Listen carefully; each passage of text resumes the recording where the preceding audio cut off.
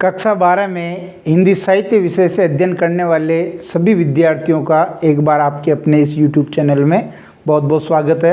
प्यारे बच्चों, आज हम बात करेंगे अंतरा भाग 2 पुस्तक में जो गद्य खंड है उसके पहले पाठ की। जी हाँ, मैं बात कर रहा हूँ आचार्य रामचंद्र शुक्ल जी द्वारा लिखा गया एक संस्मरणात्मक निबंध प्रेमगन की छाया स्मृति।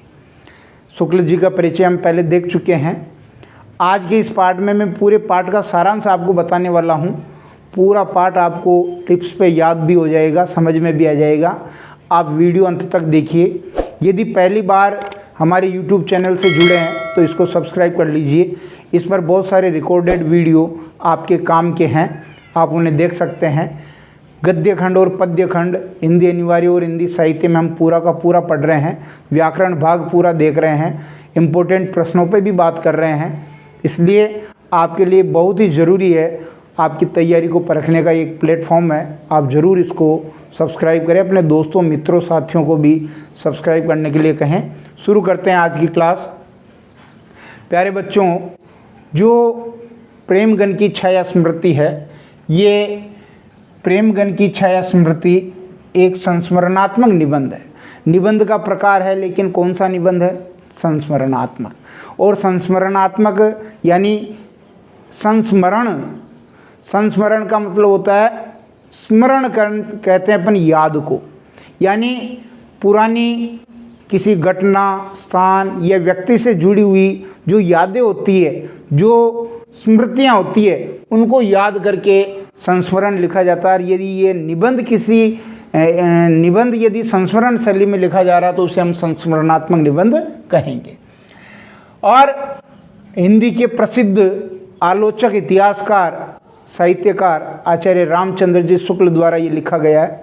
आचार्य रामचंद्र शुक्ल जी का नाम लेते ही आपके मस्तिष्क में उनकी लिखी हुई किताब हिंदी साहित्य का इतिहास प्रकट हो जानी चाहिए। स्मृतियों में एक तरह से उसका चित्र बन जाना चाहिए, जैसा चित्र मैं आपको यहाँ दिखा दूंगा। कोशिश करूँगा कि इसको अपडेट करते वक्त, इसको एडिट करते वक्त मैं हिंदी साहित्य के इतिहास जो रामचंद्र शुक्ल जी द्वारा लिखी गई पुस्तक है वो मैं यहाँ ऐड कर दूंगा।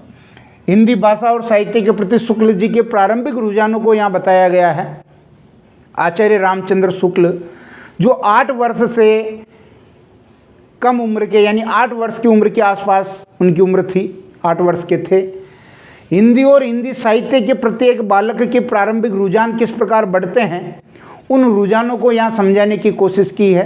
शुक्ल जी ने अपने बारे में बताया है कि उनका प्रारंभिक जीवन किन किन से प्रभावित रहा, कौन कौन व्यक्ति थे जिनके प्रभाव के कारण, जिनसे प्रेरित होकर के, जिनको अपना एक रोल मॉडल मान करके शुक्ल जी हिंदी और साहित्य के प्रति अग्रसर हुए, उनके बारे में इस पाठ में बताया गया है। जैसा शीर्षक से आपको पता चल रहा है, प्रेमगन। आपके मस्तिष्क में प्रश्न आना चाहिए कि प्रेमगन कौन? प्रेमगन यानी उपाध्याय बद्री नारायण चौधरी प्रेमगन। मैं पूरा नाम यहाँ लिख देता हूँ। उपाध्याय बद्री नारायण, उपाध्याय बद्री नारायण चौधरी प्रेमगन। हिंदी साहित्य के आधुनिक काल का नाम आपने सुना होगा। हम हिंदी साहित्य में जो काल विभाजन है, हिंदी साहित्य को हम 4 कालखंडों में बांटते हैं: आदिकाल, भक्ति काल, रीति काल और आधुनिक काल। जो आधुनिक कालखंड है, आधुनिक काल जो है, उसका पहला पड़ाव अपना भारतेंदु हरिश्चंद्र के नाम पर, भारतेंदु युग कहते हैं हम। भारतेंदु हरिश्चंद्र अपने हिंदी के प्रसिद्ध लेखक हुए हैं, उनके नाम पर इस पहले पड़ाव को हमने भारतेंदु युग का, फिर आपको ध्यान है द्विवेदी युग, छायावाद, प्रगतिवाद, प्रयोगवाद। तो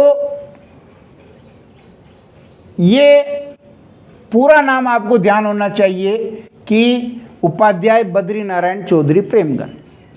ध्यान दें, जब भी आप इस पाठ में चाहे आपको उपाध्याय शब्द मिल जाए, इसका मतलब किसके लिए आया? प्रेमगन के लिए।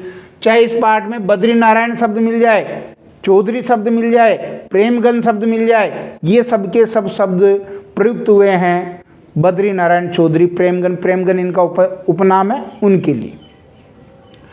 तो प्रेमगन की छाया स्मृति, छाया रूपी जो यादें हैं, जैसे छाया किसी व्यक्ति को ठंडक देती है, एक संतुष्टि देती है, उसका मन प्रसन्न हो जाता है जब धूप से छाँव में आता है, ऐसी ही प्रेमगन की जो यादों की छाया है, उन यादों की छाया में शुक्ल जी का बचपन, उनका साहित्य किस प्रकार अग्रसर हुआ, उसके बारे में यहाँ बताने की कोशिश की है। तो मूल इसका हो जाएगा कि हिंदी भाषा और साहित्य के प्रति शुक्ल जी के प्रारंभिक रुझान क्या रहे हैं, उनके बारे में बताएं। अब हम देख लेते हैं पूरे पाठ को कि शुक्ल जी का जीवन, चाहे उनका बचपन, चाहे उनकी किशोरावस्था, वो किस किस से प्रभावित हुई, उसके बारे में बात करेंगे। मैं आपको पूरा मौका दूंगा, आप इस ब्लैक बोर्ड का एक स्क्रीनशॉट भी ले सकते हैं ताकि आपको बाद में रिकॉल करने में आसानी रहे।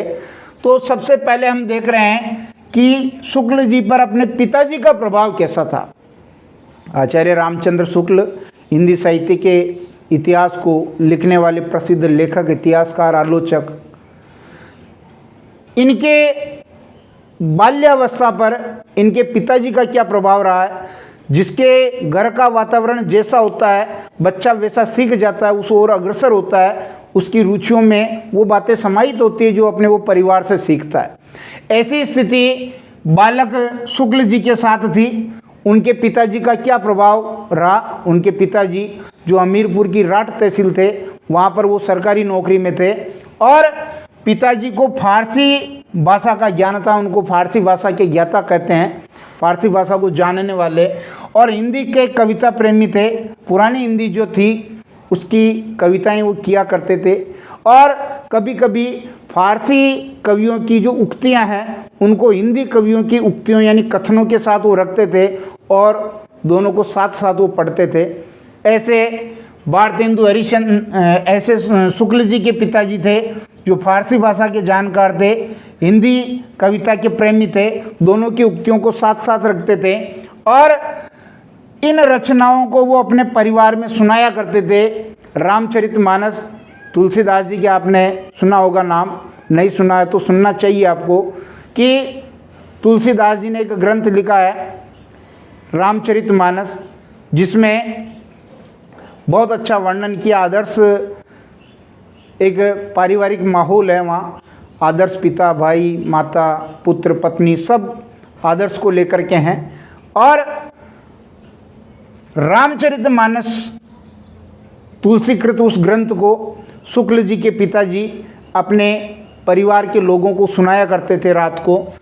दूसरा ग्रंथ है रामचंद्रिका, रीतिकाल के कवि हुए हैं केशवदास जी, जिन्होंने ग्रंथ लिखा एक राम के जीवन के ऊपर, रामचंद्र चंद्रिका या रामचंद्रिका, इसका एक पद भी आपके लगा रखा है, तो वो सुनाया करते थे। और आधुनिक काल के जो भारतेंदु हरिश्चंद्र हैं उनके नाटकों को वो सुनाया करते थे।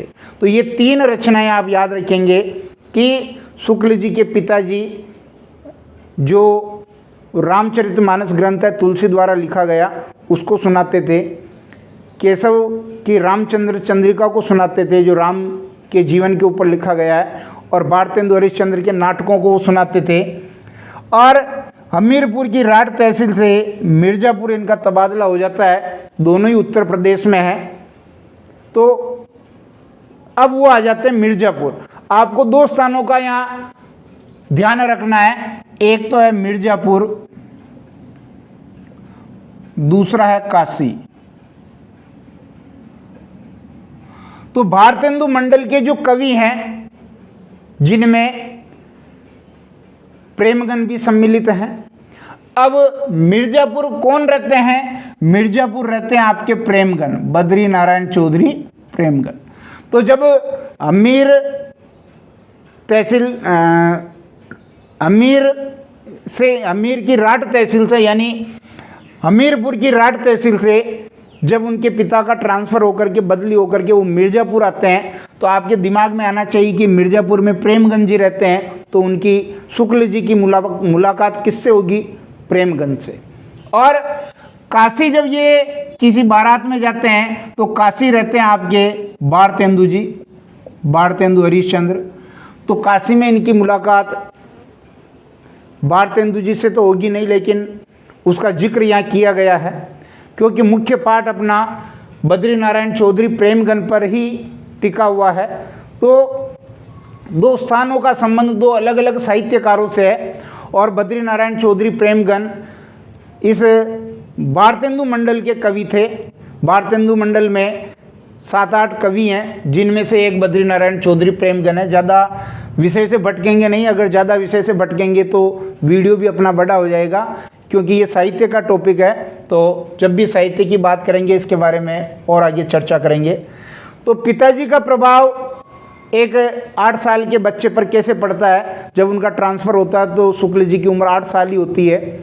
उसके बाद देखिए भारत जीवन प्रेस की पुस्तकों का प्रभाव, जो भारत जीवन प्रेस की पुस्तकें थी जो शुक्ल जी के पिताजी मंगवा करके पढ़ा करते थे, बालक की भी रुचि उन पुस्तकों को पढ़ने में हो गई थी, लेकिन पिताजी को डर था कि ये बच्चा अपनी स्कूल की किताबों को भूल न जाए, स्कूल की पढ़ाई इसकी खराब न हो जाए और ये जो है अपनी रास्ता अपने मार्ग को छोड़ न दे, इसलिए वो उन पुस्तकों को छिपाने लग गए थे। तो भारत जीवन प्रेस की पुस्तकें भी शुक्ल जी ने पढ़ी है, साहित्य में रुचि उनके द्वारा भी बढ़ी है, इसलिए पिताजी को ये पसंद नहीं था तो पिताजी उन पुस्तकों को छिपाने लग गए। जब घर में पुस्तकें नहीं मिल रही है तो उसके बाद शुक्ल जी क्या करते हैं, देखिए एक पंडित केदारनाथ पाठक जी का प्रभाव इनके ऊपर पड़ा। नाम आपको ध्यान होना चाहिए, पंडित केदारनाथ पाठक। ये पाठक जी इन्होंने एक लाइब्रेरी स्थापित की थी, एक पुस्तकालय स्थापित किया था और उस पुस्तकालय में ये हिंदी पुस्तकें रखते थे। शुक्ल जी वहाँ पुस्तकालय में जा करके वो पुस्तकें पढ़ते थे। तो पाठक जी और शुक्ल जी के बीच थोड़ा बहुत हाय-हेलो हो गया था, थोड़ी बहुत जान पहचान हो गई थी। तो केदारनाथ जी पाठक जो है इन्होंने एक पुस्तकालय की स्थापना की, लाइब्रेरी बनाई, उसमें शुक्ल जी पढ़ने जाते थे। और जब शुक्ल जी के पिताजी ने शुक्ल जी को काशी में एक बारात में भेजा तो वहाँ पर काशी में पंडित केदारनाथ जी पाठक से शुक्ल जी की मुलाकात एक जगह होती है। वो एक घर से निकलते हुए दिखाई देते हैं और वो घर किसका था, वो घर था काशी में कौन होंगे, भारतेंदु हरिश्चंद्र। काशी में भारतेंदु हरिश्चंद्र के घर से वो निकलते हुए दिखते हैं। और चूंकि प्रेमगन के बारे में मिर्ज़ापुर में रह रहे थे तो प्रेमगन के बारे में उनकी जानकारी थी और प्रेमगन भारतेंदु मंडल के कवि थे, तो एक जिज्ञासा का भाव शुक्ल जी के मन में आया। अब आपको ये यहाँ भी ध्यान देना है कि जब ये मिर्ज़ापुर गए तो मिर्ज़ापुर में पहले दर्शन, पहली झांकी प्रेमगंज जी की कैसे की। जब ये मिर्ज़ापुर गए, इनको पता चला कि प्रेमगंज जी यहाँ रहते हैं, तो इनकी बालकों की एक टोली बन गई और वो नगर से बाहर प्रेमगंज जी के घर चले गए और वहाँ सड़क पर खड़े होकर इंतज़ार करने लगे कि कब प्रेमगंज जी की छवि नज़र आए, उनकी झांकी दिखे। और कुछ समय बाद लताओं के झुंड में से, लताओं के झुरमुट में से एक लंबे बालों वाली आकृति नज़र आई। वो बद्रीनारायण चौधरी प्रेमगंज जी की थी। थोड़ी ही देर के लिए वो नज़र आई, बालकों ने इशारे से बताया कि वो प्रेमगंज जी हैं और ये पहली झांकी शुक्ल जी के मन में बैठ गई थी। तो केदारनाथ जी पाठक से भी इनकी मैत्री हो गई थी। जब काशी में इन्होंने देखा कि वास्तव में शुक्ल जी का मन साहित्य के प्रति है तो इनकी मैत्री वहाँ हो गई, इनका भी प्रभाव पड़ा। शुक्ल जी की मित्र मंडली बन गई थी। समवयस्क उम्र की एक 16 वर्ष की आयु वाले 4-5 मित्रों की मंडली बन गई थी, जो हिंदी भाषा और उसको सीखने के प्रति लालायित रहते थे, साहित्य के प्रति वो उत्सुक थे। कौन थे उनकी मित्र मंडली में? श्रीयुत काशी प्रसाद जी जायसवाल, बाबा भगवान दास जी आलना, पंडित बद्रीनारायण गौड़ और पंडित उमाशंकर द्विवेदी। ये 4 जने शुक्ल जी की मित्र मंडली में थे और ये जब भी बातें करते आपस में कोशिश करते थे कि शुद्ध हिंदी का प्रयोग किया जाए। बातों में ये क्या प्रयोग करते थे? शुद्ध हिंदी का, शुद्ध हिंदी का प्रयोग करते थे। और जब ये शुद्ध हिंदी का प्रयोग करते थे तो बीच बीच में ये शब्द काम में लेते थे, निसंदेह।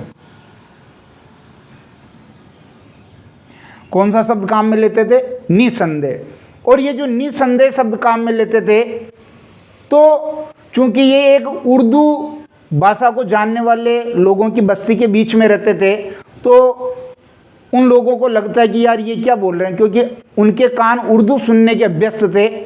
और जब ये इनकी मित्र मंडली वाले आपस में बातचीत में शुद्ध हिंदी का प्रयोग करते थे, तो निसंदेह शब्द का बार बार प्रयोग करते थे। इसलिए जो उर्दू की वो जो गली थी, मोहल्ला था, जिसमें वकील, मुख्तार और ये उर्दू भाषा के जानकार रहते थे, तो वहाँ पर उन्होंने इस टोली का नाम निसंदेह रख दिया, क्योंकि ये हिंदी भाषा में बात करते थे। फिर देखिए बाद में जो मुख्य इम्पोर्टेंट है, प्रेमगंज जी का प्रभाव। अब लेखक शुक्ल बड़े हो चुके हैं और प्रेमगंज जी से उनकी जान पहचान हो गई है। अब ये लेखक की हैसियत से उनके घर इनका आना जाना लगा रहता है। तो प्रेमगंज जी के बारे में शुक्ल जी ने क्या क्या बताया है वो हम जानेंगे यहाँ, कि उनको एक पुरानी चीज़ का, पुरानी चीज़ जो जितनी पुरानी होती है उसमें उतना अनुभव होता है। तो एक तो शुक्ल जी ने प्रेमगंज जी के लिए पुरानी चीज़, एक पुराने जो अपने परिवार में लोग होते हैं हम उनके सामने आदर श्रद्धा से झुक जाते हैं, तो ऐसे ही एक आदर का भाव, श्रद्धा का भाव प्रेमगंज के प्रति था शुक्ल जी का, इसलिए इसको एक पुरानी चीज़ का है। और इनकी दृष्टि में प्रेम और कुतूहल का भाव था। जो प्रेमगंज जी थे, इनकी नज़र में एक प्रेम का भी भाव रहता था और कुतूहल, जिज्ञासा का भी भाव था, यानी कुछ जानने की इच्छा इनके आंखों में, नज़रों में हमेशा बनी रहती थी। हिंदुस्तानी रईस थे, जो भारतीय हिंदू त्यौहार है, होली वगैरह है, बसंत पंचमी, ये इनके घर पर आराम से मनाते थे। इनका पहनावा ऐसा था कि पहनावे से ही इनकी रईसी जो अमीरी है वो टपकती थी। तो हिंदुस्तानी रईस से ये शारीरिक बनावट भी आपको आनी चाहिए, लंबे लंबे बाल थे। और वचन वक्रता, बातों में इनके टेढ़ापन था। वचन, जब ये कोई बात कहते थे तो सीधी बात नहीं कहते थे, टेढ़ी बात कहते थे, वचन वक्रता थी। वचन वक्रता में आप वो नौकर वाला उदाहरण ले सकते हैं कि जो नौकर है उनके पीछे पीछे तस्तरी में पान लेकर के घूमता था, ये उनकी रईसी का प्रतीक है। फिर जब तस्तरी या कुछ बर्तन नीचे गिर जाता, टूट जाता था, तब ये वक्रतापूर्ण उसको कहते हैं कि कार्य कुछ बचा तो नहीं, यानी और कुछ बचा है कि सारा फोड़ दिया। और कभी कभी ये बात करते थे, क्यों साहब लगा करके नौकरों से ये टेढ़ेपन से बात करते थे। तो वचन वक्रता थी। लोगों को बनाने की कला भी इनके अंदर थी। ये चाहते थे कि इनके जो मिलने वाले हैं उनको ये बनाया करते थे, मूर्ख बनाने की कोशिश करते थे। तो जो सामने वाले व्यक्ति हैं वो भी प्रेमगंज जी को मूर्ख बनाने की कोशिश करते थे। तो 3 आदमियों का इसमें जिक्र हुआ है। कौन कौन बना रहे थे? वामनाचार्य गिरी, एक वहाँ के कवि महोदय थे वामनाचार्य गिरी। ये एक कविता लिख रहे थे और उस कविता को पूरा करने में इन्होंने चौथी पंक्ति जोड़ी कि जो प्रेमगंज जी हैं वो वहाँ खंबे के सारे वैसे ही खड़े हैं जैसे मुगल काल की जो स्त्रियाँ होती है वो खंबे के सारे खड़ी होती है, क्योंकि इनके भी लंबे लंबे बाल थे। उसी प्रकार पंडित जी ने जो एकादशी का व्रत रखा था, 11 का व्रत रखा था, तो इन्होंने कहा कि मैं तो पानी खा करके आया हूँ। तो प्रेमगंज जी ने कहा कि पानी खाया या भोजन भी पिया है। तो ये इस तरह का बनाने का काम था। एक पड़ोसी इनके घर आए और जैसे ही पड़ोसी घर आए तो प्रेमगंज जी ने पूछा कि गन चक्कर क्या होता है, अर्थात मूर्ख क्या होता है। तो इन्होंने कहा कि रात दिन में जो भी काम करो उसको लिख डालो और वापस पढ़ डालो, यही गन चक्कर है। तो इस प्रकार का लोगों को बनाने का भाव यहाँ था। आलसी थे ये। लैंप वाली घटना आपको ध्यान रखनी है कि जो लैंप जल रहा था वो भभक जाता है, और उस वक्त एक उर्दू बेगम के ऊपर बात चल रही थी, ध्यान रखें आप। उर्दू बेगम एक पुस्तक है जो शुक्ल जी के साथियों ने लिखी थी। इसके बारे में, उर्दू की उत्पत्ति और उसके बारे में बताया गया है। तो ये उसके ऊपर बात कर रहे थे, तभी जो प्रेमगंज जी जहाँ बैठे थे उनके वहाँ वो लैंप भभक जाता है, और जैसे ही लैंप भभकता है तो उसकी डंडी को नीचे किया जा सकता था, उसका जो स्विच था उसको नीचे किया जा सकता था तो वो बंद हो जाता, लेकिन प्रेमगंज जी उसको बंद नहीं करते हैं। वो अपने नौकर को पुकारते हैं, नौकर को आवाज़ लगाते हैं, नौकर को याद करते हैं और नौकर को कहते हैं कि जल्दी आ, इस लैंप को आकर के नीचे बुझा दे। तो नौकर आता नहीं है और वो लैंप भभक करके फूट जाता है। ये आलसीपन को दिखाता है कि प्रेमगंज जी चाहते तो उसको बत्ती को नीचे कर सकते थे, लेकिन वो बत्ती को नीचे नहीं करते हैं और वो जो कांच है वो फूट जाता है। तो ये आलसी भाव को दिखाता है। नागरी को भाषा मानते थे, जो देवनागरी है उसको वो भाषा मानते थे, क्योंकि उनको जो मिर्ज़ापुर लिखना होता था, ये वैसे मिर्ज़ापुर ऐसा लिखा जाता है, लेकिन वो लिखते थे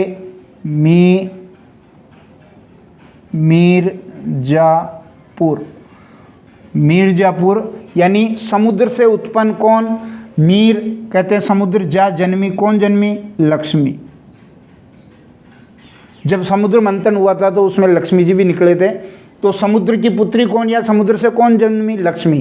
तो वो इसको लिखते थे मिर्ज़ापुर यानी लक्ष्मीपुर। इससे पता चलता है कि नागरी भाषा के प्रति उनके मन में कितना आदर भाव था, वो कितना नागरी को चाहते थे, नागरी भाषा के प्रति उनका लगाव था। इस प्रकार का ये पाठ प्रेमगंज की छाया स्मृति आपके सामने मैंने इसकी समरी, इसका सारांश बताने की कोशिश की। बहुत अच्छी मेहनत की मैंने, बहुत अच्छी कोशिश की। आप इसका एक स्क्रीनशॉट ले लें।